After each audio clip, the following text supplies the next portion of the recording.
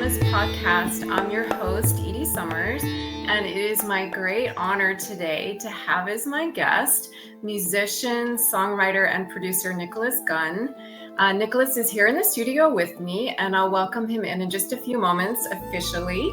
But first, I wanted to share a little bit about Nicholas's bio. Nicholas is a multi-talented musician, songwriter, and producer who has made a significant impact in the electronic music scene, and I would have to say also the new age music scene. With a classical music background, Gunn has evolved his sound to embrace genres such as trance, melodic house, and chill out. As a songwriter and lyricist, Gunn has collaborated with various vocalists and producers, crafting emotive and uplifting tracks that resonate with listeners worldwide. His music often features soaring melodies, intricate production, and a blend of organic and synthetic elements. Gunn is also the founder and owner of Blue Dot Music, a record label and music publishing company dedicated to showcasing emerging talent and releasing exceptional electronic music. In Nicholas's own words now, when we look back on our lives, we can find the years that changed our course. For me, those years were 1994 and 1995. On August 1st, 2025, the exact 30th anniversary of The Music of the Grand Canyon, I released 30, a collection of my life memories through music. But it's not just a collection of memories. It's a collection of the most introspective, deep, and resonating songs of my musical career. From a broken heart to wedding my pain, from experiencing the most successful album of my career to the anguish of changing times, to finding my voice again and discovering new success, it's all in there. I use the backdrop of the desert Southwest and the canyon, paying reverence to my career, my instrument, and to you, my listeners. There's a piece of us in every story, and you can find yours in mine. And Nicholas, I just love that. What a beautiful, kind of very personal bio. And thank you so much for being here. I'm so grateful. Well, thanks for having me. It's great to be here. Yeah, and so there's so many questions I have for you, but first, let's talk about your latest album out, 30. Do you want to share with listeners what that's all about? Yeah, I mean, you pretty much summed it up with the bio on the record there. It literally is 30 years of my life story through music. And, it was time to do a record that, somebody said to me once, maybe you should write a book. And I thought to myself, well, no, I'm not going to write a book. What I'm going to continue to do is explore music. That's how I tell my life story. And, and I think there's a beautiful, subtle way to do that through music without being too deliberate in like with a book. You say, well, this happened to me and I advise this and this is what I suggest doing and this is my life story. I do that through music, and 30 is that. It's really my book. You know what I'm saying? Over 30 years. That's incredible. And for listeners, so many people I think already know who you are, but for listeners who don't, I mean, you have an incredible discography. It goes way back, and I have to tell you, I definitely will come back to that. I love the idea of summing everything up in an album versus a book.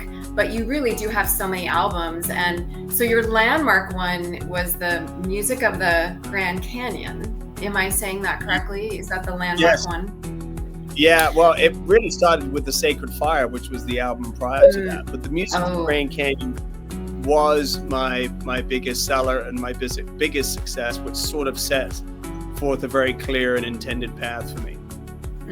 And so for listeners, so Sacred Fire is amazing. The Sacred Fire. My personal favorite is Passion in My Heart. Is that kidding? Oh, yes.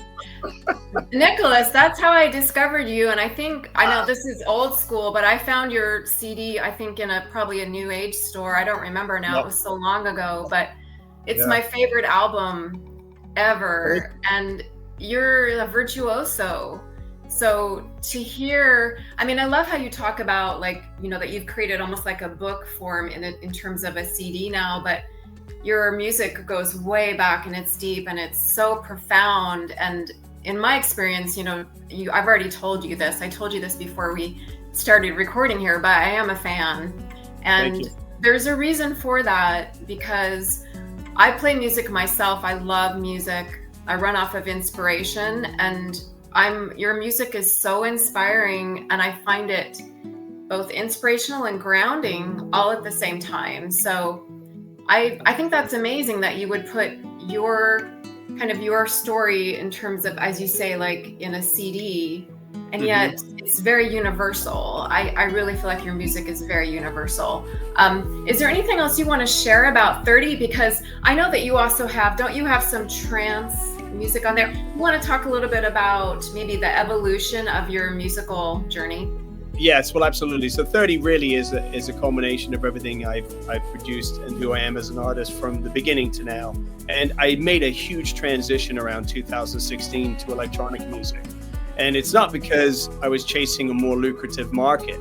I literally love electronic music. I was married, my first marriage, I had been divorced, and it was about 2001, and I was crazy. I was going to the clubs and I was exploring a life that I hadn't previously had.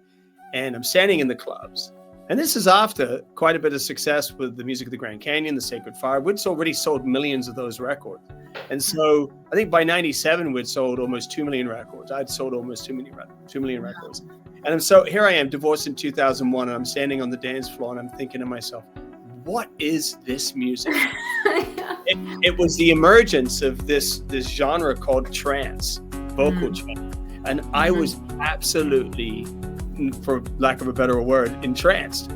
And I couldn't get enough of it. I'm just like, I should be doing this. This is what I want to be doing. There was a part of me that wanted to explore vocals and writing lyrics. And that was even back in that time. And unfortunately, I didn't have the opportunity to either get into dance music or electronic music or exploring vocals or lyric writing, because I was tied up in commitments, either with distribution or with record labels, and I had commitments to keep producing the kind of style I was already doing, which is new age, slight world kind of music. Never called myself new age, never really dug that term, but I always went world.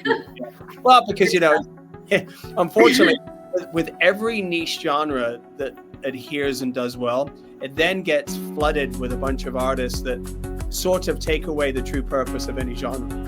And unfortunately, that happened to the new age genre that was really born in the mid to late 80s into the early 90s. And it became just, oh boy, just really oversaturated with a lot of just okay music, you know.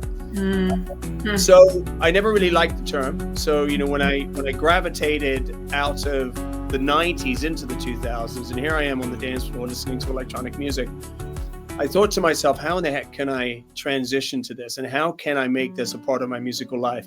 Well, it wasn't literally until 15 years later that I made that possible. Wow, that's incredible. Well, there's also such a thing as timing, right? And I mean, of course, you could do anything. So, and I learned about EDM. Is it also related to EDM? Yeah, electronic dance music is sort of the umbrella term for all of the genres in electronic. Yeah. Okay. And sorry to use the term new age. Is a better term neoclassical, because I know that you're classically trained. Instrumental. I used to go with instrumental music. You know, the one thing about my sound, no one had it, and I wasn't copying anyone, and so. When my music sort of hit the scene, with Afternoon of Sedona being my first record, and then Sacred Fire in 94, Music of the Grand Canyon in 95, no one was really doing that sound. It was born out of my classical training on the flute and born out of my playing drums and percussion. I played both instruments quite well. And so I created a sound that I'd heard in my head and in my heart, and it became mine. And what else do you call a sound that's instrumental that doesn't belong to major genres? Well, you either fall into jazz, classical, or new age. Oh wow, that is so interesting. I didn't know that. And you really are very unique in your sound. And yeah, I agree. I can't think of anyone else that sounds like you, which I think is why I just was so in awe of your music. And your music is timeless. Thank you. I mean, so I have to say, just as a fan note, yeah, I still have CDs, and I still have a CD player in my car. So I'm always playing your music on long road trips, for instance, because I like to listen to the whole thing. But Nicholas, let's talk about, if it's okay with you, let's talk about your backstory a little bit, because you are, you know, a master flutist. Is it flutist or flautist? Either one's correct. Okay. And then you play the drums, and yeah, if you could share people how you got started and like your evolution. Sure. It's a funny story, really. I mean, I was 6 when I started at the Royal Academy, and people said, "How do you start at the?" But at the time, it was called the Royal School of Music. It is now the Royal Academy of Music. Wow. But it was a crazy story because I was 6, and I had just heard this man on the TV playing flute the night before. This golden flute. His name was James Galway, quite a famous flautist. And my grandfather was a professional steel guitar player. He played in the Felix Mendelssohn Orchestra, the Hawaiian Serenaders. Crazy. Just a really, really cool vibe, its own thing. And he was touring, a touring musician. And so my mom said, well, maybe one of the kids would be proficient at music. So she came to me the day after I'd seen this flautist on TV and said, Nick, if you were going to play an instrument, what would you play? And I said, the flute. Love that. I should have said the piano or the guitar. No. It would have been probably a little easier. But true story. And they said, well, okay, let's start with the flute. And Mick Judson, who was in the Royal Marines Band, was my tutor. He came out to our little village in Hartlip in the southeast of, just southeast of London in Kent, and tutored me twice a week. And then once a month, I would go up to London to take exams, and it was all a part of the Royal Academy of Music at the time, the Royal School of Music. And I did that from 6 till 11 until we moved to America. Okay. And then I transitioned to other instruments, such as drums and percussions. And I played in, I'm not joking, I played in every rock and roll bar on Sunset Strip between the ages of 16 and 21. Even Whiskey A Go-Go? Sorry, did you play Whiskey A Go-Go? Whiskey, Madame Wong's, Gazzari's, the Troubadour. I played them all. Oh my gosh. playing drums. And so I have this foundation in melody, which is the counterpoint theory, the classical training with the flute. Then I have this rhythmic structure and training through drums and percussion. Yeah. These two vastly different worlds in music. I learned what I didn't want musically, and that was to be in a glam rock band.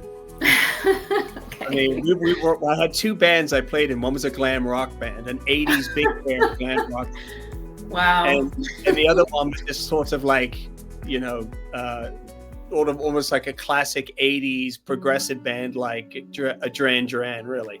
Okay, interesting.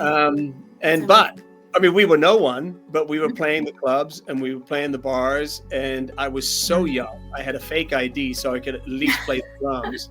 And I lived a lot at a very young age. And so I went through all of that, and then I got into some acting and modeling. And I was quite successful for a year. This one woman came out to me. She goes, "Look, you should be doing some acting and some modeling. You have a great look." I thought to myself, "Acting, modeling? Why would I want to do that?" But I said, "Sure, I'll give it a shot." I was just a young kid, you know. And believe it or not, I landed a Ford motor car commercial. I landed a spot on Freddy's Nightmares, which is a TV show at the time. Wow! But I made a tidy sum of money in a year. And I went out and bought my first recording equipment. Oh my gosh. That's incredible. I literally set up a little studio in my parents' house. It was all the classic open reel recording stuff because you didn't have digital then. And then I literally quit doing acting. I said, this is it. I'm in music 100%. I started creating my own music. Wow. And so what age were you when you started creating your own music exclusively? Gosh, I was probably about 18, 19. Oh my gosh, that's so young. So you were, I mean, it sounds to me like you were a prodigy and then you were immersed in the world of music and beyond. And so, I mean, that's really, you know, the great ones are doing. Oh, go ahead. Prodigy is a big word.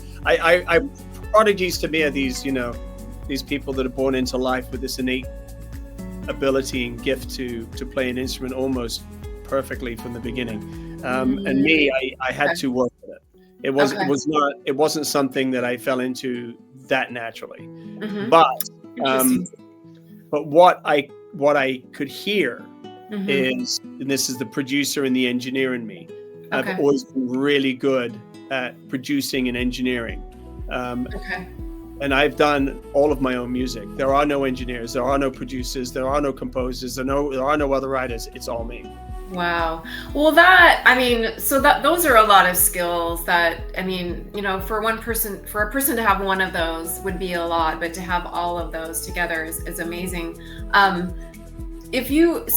want to circle back to kind of the evolution of Trance in your label, but if you could give someone some advice about, you know, if they have some skills or a talent for music, you know, and we can also do this toward the end, but since we're on the topic a little bit, what would you tell someone if they had this talent and they wanted to be like you?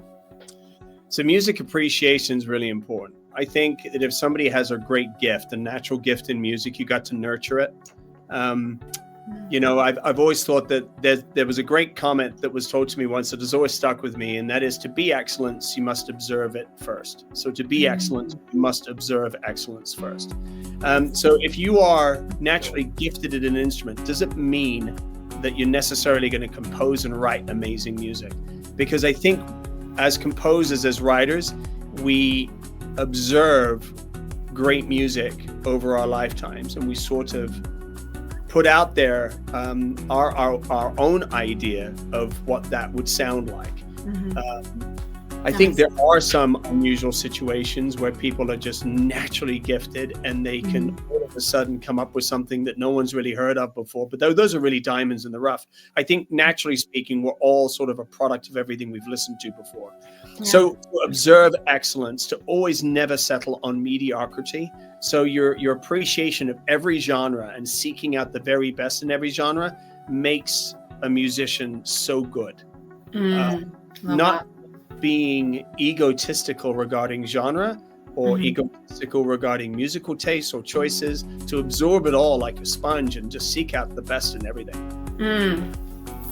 I love that. Yeah, go ahead. Yeah, no, and then ultimately there is the hardest part about being a commercial musician is that it takes a really savvy business mind. So you've got to learn to bridge the gaps between artist expectation and industry expectation. And that's a talent in itself. It's like, how do I become a commercial musician or a producer or a recording artist and actually make a living at it? Without giving it all away or being taken advantage of. So just to be really well studied on everything as best as you can. There's no shortcuts. That's the thing. There are no shortcuts. Well, that's such great advice. And I want to transition into talking about your label, Blue Dot Music, because you own that and run that. Is that correct? Yeah, I have a staff, but I am the founder and the owner, correct. Okay. And then, so that is, I would assume, is running a business. And then you obviously you have to you're promoting your own albums too. Is your album also a part of Blue Dot? Yes. Yeah, everything I release is on my own album. I may do a collaborative project on another label once in the blue moon, sort of like a golden handshake between two different people. But, you know, most of the stuff I do for myself is on my own label. So I would love, if you would love to talk a little bit more about your label, Blue Dot Music, and also so the kind of Trance, and of course I want to circle back to your other music, but I know it's all connected. So let's talk a little bit more about first maybe your label, and then how Trance and kind of you talked about how there was like a 15-year gap between discovering it and then now it's kind of the evolution of your engineering and production and writing and songwriting and all of that. Yeah, how the heck did I end up here, right? I mean, like, how in the heck did I end up doing trance music and actually sort of being really at the top of the trance market right now? It's crazy. Amazing. It's what's happened is really quite amazing. It's amazing. So in 2016, after a very painful episode of losing my first label, I had a record label from 2001 to 2009 that I could not transition to the new market, the new digital market. It's a very difficult time for labels. And if you remember, there was a massive stock market crash and housing crash in 2008. We had difficult financial times, and Borders Books and Music, the last standing brick and mortar retail, went down, and it was just a disaster in the music industry. And so I had to close my label at the time. So between 2009, when I did that, and in 2016, I sort of just, I did music. I released albums. I released 31 Nights during that time. I dabbled around. Yeah, it was a great record. But I was searching, and I was really bruised. I was trying to find new ground. How in the heck do I reinvent myself? And all of a sudden it came to me, what about electronic music? Are you brave enough to just completely change courses? Because this would be the time. This would be the time. So I started Blue Dot in 2016 as just a way to be able to put my own music out that was electronic, more electronic. And I started doing more electronic works, and I was really wanting to get into trance. And I met a young guy in Chicago who was pretty proficient. I partnered up with him and started an act called Limelight. Well, believe it or not, we ended up getting our first deal with the largest electronic label in the world, Armada Music. Oh, wow. Wow. We were producing trance music that was some of the best stuff out of the gate. Incredible. And we immediately, Armin van Buuren, he has a label imprint on Armada called Armind, and he signed us, and we never had a single release before. Never made any music, and we got signed by Armin himself. Wow. And Armin van Buuren, if you're not familiar, is one of the largest electronic artists in the world. He's got a legacy that is just incredibly impressive. So we were fortunate. I was fortunate, but that turned into a relationship. We've ended up moving away from Limelight. Tanner went on to work at Armada and is now Armin van Buuren's right hand of A&R, artist and repertoire, and also creative. And now I'm focused on Blue Dot and creating my own content here, which includes writing and producing some of the best trance music we consider in the marketplace. And then Armada also had me write a bunch of tunes for their big guys. I wrote Armin van Buuren's Tune of the Year in 2021 for all time. The list goes on. But all of that turned into this sort of percolating series of events where Blue Dot became a new front runner in the trance market. Incredible. And then we started branching out into chill house music and melodic house, as well as keeping all of our original intent and ideas in place, which is ambient and down tempo, which is my original sound, really. Okay. Go ahead. Now we're over 1,000 titles, and we're over 1,200 published titles, and we're growing over 108% per year right now.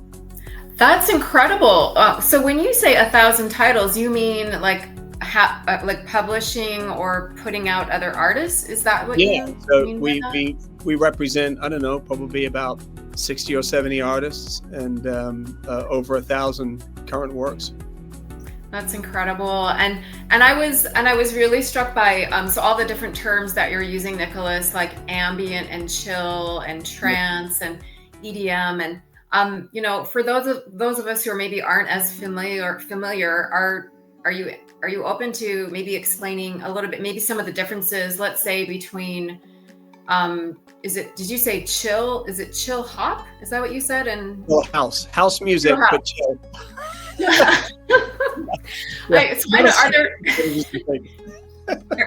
What was that? Not as sophisticated as you think, just chill.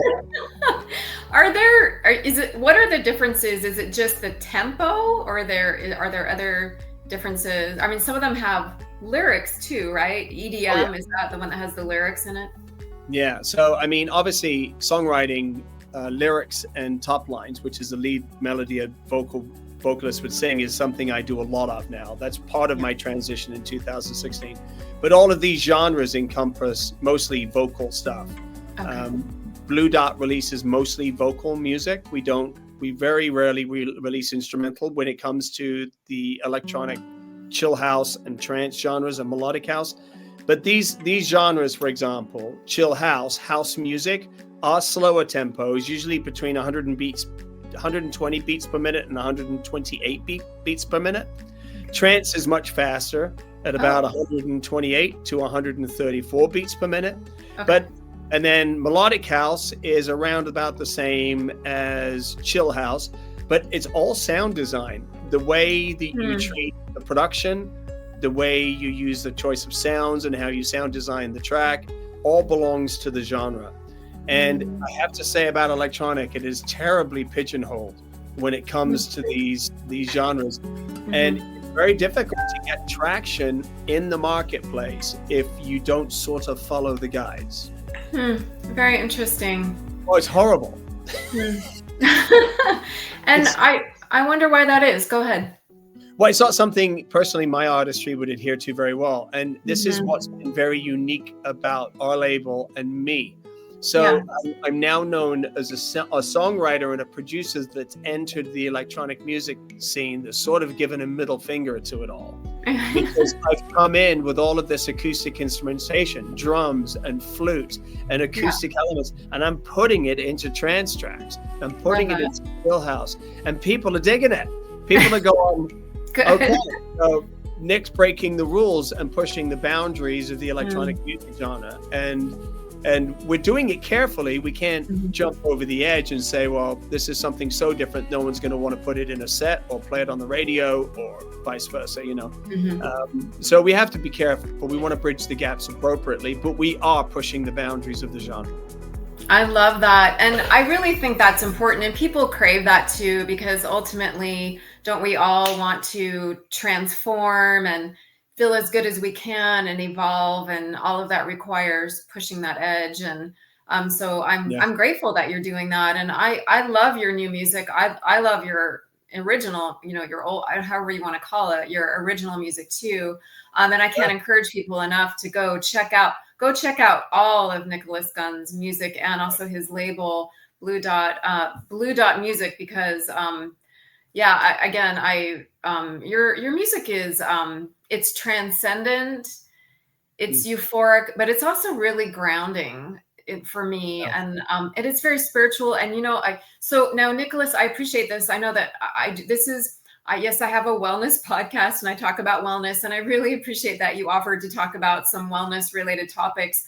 I just want to say, first of all, that for me, music is very much about well-being, and it's also about spirituality. And I think that was one of the first things that drew me to your music, without even being able to, not that I could control that I loved your music, but you know what I mean? Like, it was, I didn't know at the time maybe why. And now I have a better understanding of, it is kind of, it grounds you and also takes you to that edge of what's possible. And I'm so grateful that you share your gifts that way, because it really carried me. It really kept me inspired. And I really feel like people need that. Go ahead.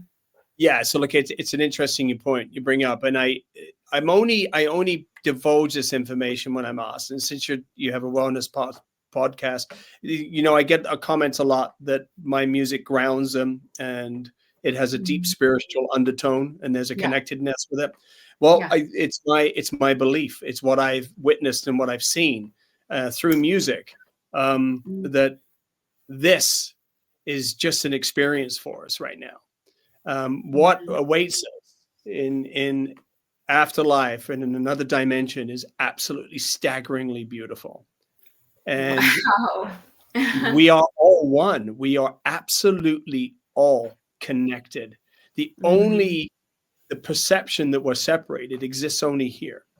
Hmm. And this is my belief, and this courses through my music.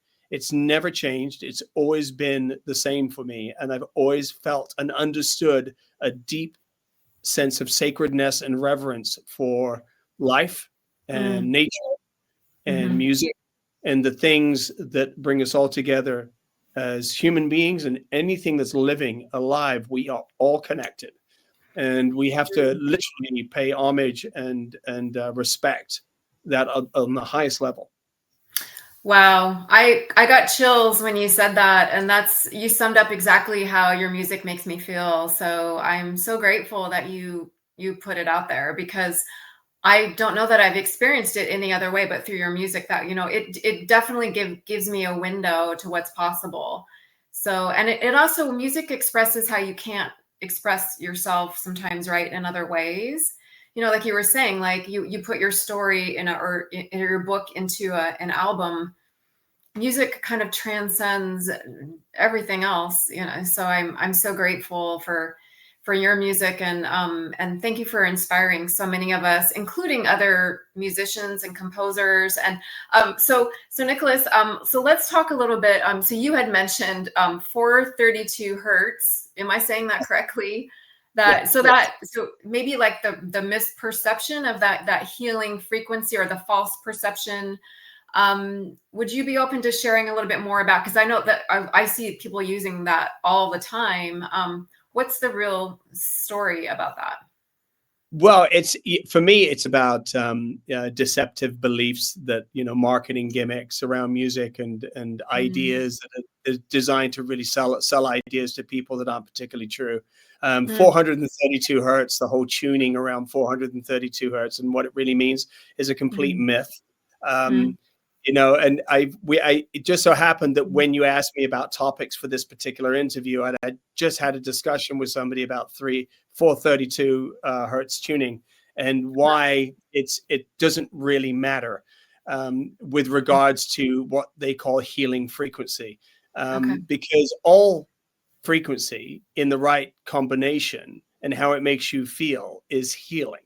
There are destructive frequencies without a doubt, but there is a way to combine frequencies, and there's a way to explore frequencies that is healing, that's just outside of a 432 hertz tuning. So to explain what 432 hertz tuning is, all orchestras and all musical instruments currently in today's market are tuned at A440, which is 440 cycles or 440 hertz. It's a tuning that the scales are all abide by. Um, Mhm. Now, if you were to take that down 8 cents, which is Mhm. 432 hertz, basically what that means is you've just detuned, you've made the note slightly flat. Huh. And to have the entire octave 6, 7, 8 cents flat Mhm. says it's more healing. Well, this is why it's ridiculous, because if you heard a 432 hertz tone without an instrument playing it, without what's called timbre. For example, Mm, a violin, when a violin plays A440, the mhm. things that go into that note are timbre. So there is modulation, there's frequency that rises above and below, 440 hertz.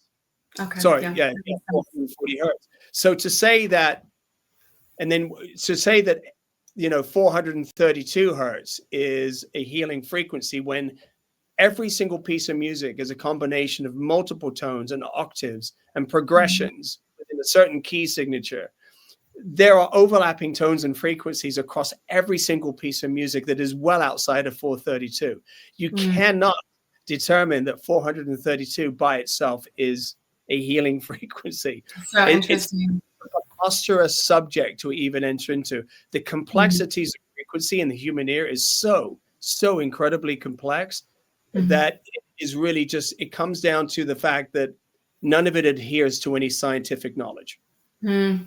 That is so interesting. And well, thank you for shedding light on that, because yeah, it is used so much. And it sounds like maybe it's a marketing gimmick in a way. Oh, it's Um, 100% marketing. yeah. It has no scientific basis.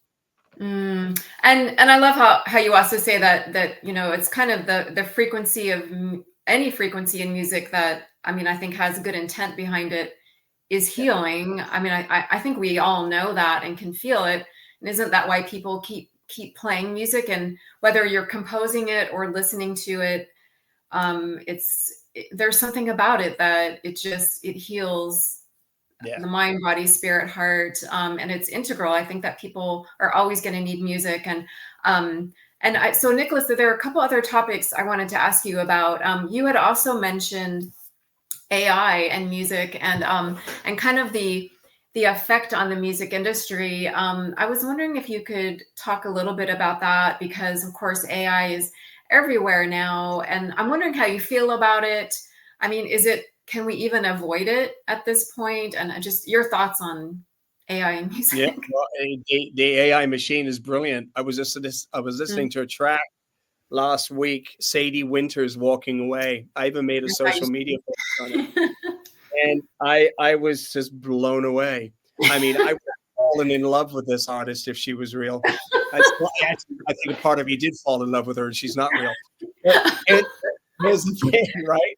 But power, look at that power that AI has. But it's not just, was the track good? Her falsetto, her tone, the way that it's constructed, the lyrical content, the melodic content, the transition from verse to chorus, it was all brilliant. It was really well done. Highly concerning. If I was a new artist and I was faced with listening to the AI engine spit out that in 4 seconds, I would say I'm doomed. But yeah, so AI is not going away, and it's just going to keep getting better and better. And I'm not worried about it from that perspective, because I think that human beings, or a certain segment of the market of human beings, will always seek out human created music. And I think that it's going to create a clearer and more defined market for those wanting to seek out human created music. But there's a caveat to that, and that is the law surrounding AI versus human created music. And there's some problems right now in the industry. And we can discuss those a little bit more. And it's, unfortunately, it has to get political, because it has become political. Big tech, especially in the United States administration, has been manipulating the way they use music, which is everyone's music, including mine, for the AI engine to learn. When you listen to a track like Sadie Winters, Walking Away, that learned from every authentic artist that ever came before. But that music has been taken illegally. It's been taken illegally without license or permission under what's called fair use in copyright law. Well, fair use was never designed to protect AI. It was designed to protect human interest under copyright law. Well, unfortunately, there's been a lot of lawsuits between publishers and record labels and big tech, the people that create AI, with regards to this fair use clause. You cannot use our music without fair compensation and license to us. So a lot of lawsuits going back and forth. So the head of the Copyright Office in the United States sat down and made a paper, a determination as to a further definition of what fair use is. She said the fair use was created not for AI, it was created for human interest, and it's there to protect human interest. Well, the very next day, the United States administration fired her. Wow. All in an effort to pave the way for open AI, open IP laws, like meaning open intellectual property laws, which means that intellectual property now is threatened. And we have to get past all of this. We have to find a way to protect human created music and label it as such, and have AI be labeled as such, because it is being distributed on the stores. It is being consumed. It doesn't belong to any one artist, because it's not copyrightable. You can't copyright an AI track. So the bottom line is they need to label it as AI on the stores, and human creative music, as long as it's protected under copyright law moving forward, we shouldn't have any problems. So it all comes down to the law and making what was the last thing that you said, Nicholas? Just making sure our rights are protected. Yeah, absolutely. And I so appreciate you sharing your knowledge on that, because it does sound like it will come down to that, and hopefully we'll get there so that artists are protected. And it's evolving so quickly. Talk about evolution, that that's part of the problem. And then of course it sounds like there's, just maybe some lack of ethics too, in terms of not honoring artists. And before I let you go, Nicholas, I wanted to ask you, again, for anyone who's an aspiring musician, and also just for those of us who are fans, and in between, like, what is, if you're open to this, like, what is your process like for coming up with a song, or with or without lyrics? I'm just curious, like, you talked about that you've studied other musicians, and obviously you studied for a long time yourself. Like, I'm just curious what your process is like, if you're open to sharing Diving anything. into the abyss. Oh, is that what it's like? No, it is like diving into the abyss. For me, it is. So I let go. I become one. I become one with the universe, and Wow. I lose myself. I let it come through me. But it's like walking. If you get used to going there, it's like walking. Let's say, for example, here's a good way to put it. Let's say, for example, you take a route every day. You drive a route to the supermarket every single day, and you're used to driving that route. You're used to driving that route. So it becomes repetitive, and you become getting used to doing it. Well, for me, composing music over 33 years has become that. But what I've learned to do is I've learned to refine how quickly I arrive at that perfect spot. Got it. And that spot is really just relinquishing yourself to that pure creative energy that flows through everyone. Wow. And you just sort of, you use your formula. I have a formula that I use for composing all my pieces. I start sometimes on the piano, sometimes I start rhythmically, but it's an energy field, and I feel it. I feel when I'm connected with it, and it's tangible. I questioned it for years. I said, "Is that something there that I think I'm tapping into?" And now I know 100% for certain in my life today that yes, indeed, I am, and that is part of what we all can do, I believe. Oh my goodness. I so appreciate that. And I love that you talk about tapping into the energy field and kind of that infinite creative potential. I can definitely feel that and hear that in your music. And I think, again, that's one of the things that I find so inspiring in it. That, again, I couldn't put my finger on when I was younger, right? Like I couldn't quite pinpoint it, but I knew it was there. So I'm so grateful for that. And then Nicholas, is there anything else that you want to talk about or share, whether it's your new album, anything at all that you want to share with people or let people know, anything at all? These are difficult times for the world. There's a lot of strife and a lot of conflict, and there's a lot of heartbreak. People are worried, they're scared. There's one thing that heals us all, and that is each other and the music. Music. Let the music heal you. And it's if you give yourself a good dose of nature, walk away from it all, and you give yourself a really, really good dose of music, and then just surround yourselves with the people that care about you and have your best intentions in mind, the world won't seem quite as daunting. And this is why I moved to the Northern English countryside, to protect myself and my family from what I perceive to be a world that's sort of becoming a little bit unraveled right now. And so we need to sort of center ourselves. And so the one thing I would like to put out there is just keep listening to the music, and keep spreading love, because it's the only thing that matters.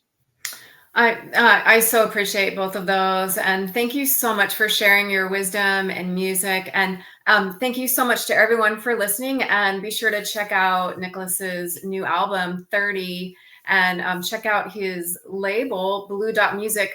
Nicholas, are there any websites that you want to send people to? Yeah, so actually I just go to blue.musicstudios.com. So it's blue.musicstudios.com. Studios, just like it sounds, blue being spelled out, dot being spelled out. So blue.musicstudios.com. You'll find all my music and all our artists' music there. Awesome. Thank you so much, Nicholas. Thank you so much for being here. And thank you so much, everyone, for listening today. We hope you have a really beautiful rest of your day, wherever you are in this world. And we'll talk to you soon. Take care. Thank you, Edie. Thanks for having me. Thank you, Nicholas. Thank you so much.